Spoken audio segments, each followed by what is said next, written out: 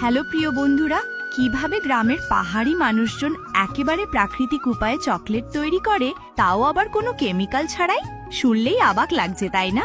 সবচেয়ে আগে আমরা নিই কিছু টাটকা গম, একদম সোনার মতো ঝকঝকে। সেগুলো সারা রাত পানিতে ভিজিয়ে রাখি, যেন ভেতরের শক্তি জেগে ওঠে। সকালে সেই ভেজানো গম জল থেকে ছেঁকে নিয়ে কলার পাতাতে ছড়িয়ে দিই, যেন তারা শ্বাস নিতে পারে। তারপর দুদিন ঢেকে রাখি, কিন্তু প্রতি কয়েক ঘন্টায় হালকা জল স্প্রে করে দিই, যাতে অঙ্কুর গজায়। এই ছোট্ট অঙ্কুরগুলো যেন নতুন প্রাণের জন্ম। যখন গমগুলো অঙ্কুরিত হয়ে ওঠে, আমরা ভালো করে ধুয়ে নিই। এদিকে আতপ চালও ধুয়ে কাঠের ঢাকনা দিয়ে ঢেকে ফুটিয়ে নিই, একদম চিপচিপে ভাত যেন তৈরি হয়। এরপর শুরু হয় আসল কাজ।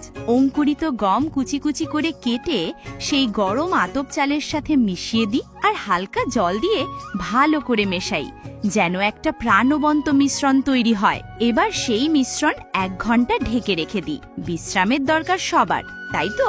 তারপর একে ছেঁকে নিই পাতলা ছাঁকনি দিয়ে। বাকি অংশটুকু আবার ন্যাকড়া দিয়ে চিপে চিপে বের করি ঘন রস। একে আমরা বলি চকলেটের প্রাণ।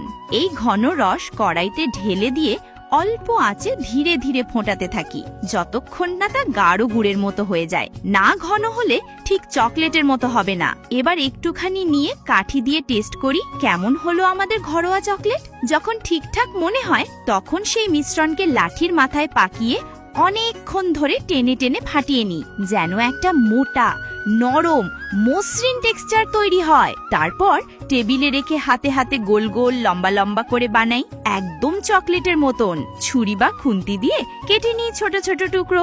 সবশেষে সেগুলো চকলেটের পেপারে মুড়ে নিই ভালোবাসা দিয়ে।